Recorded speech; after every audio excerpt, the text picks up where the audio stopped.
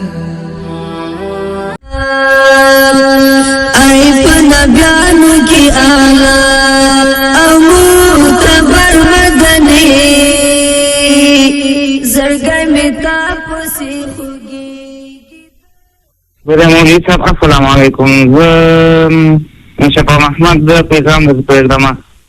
دغه تا په تېرو خپرونې کې ویلي وه چې دغه په داودو کې چې د زنانه ویدریا وي دا ګناه لري.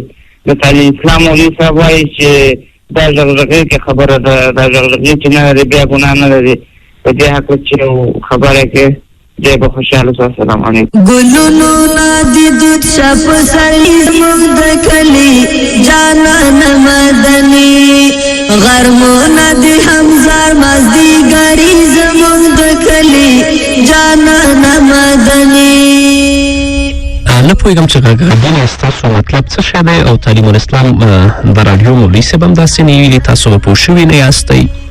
هغه دف چې په احادیثو کې راغلی دی فقهاو هغه ته جواز ورکړی هغه بیل شی دی.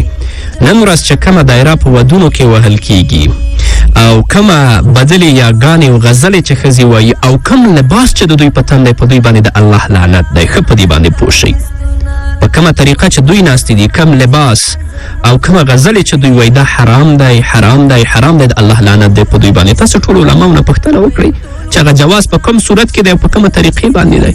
مطلقاً به هغه تاسو ته جواز نه یې درکړی. بل پیغام به واورو.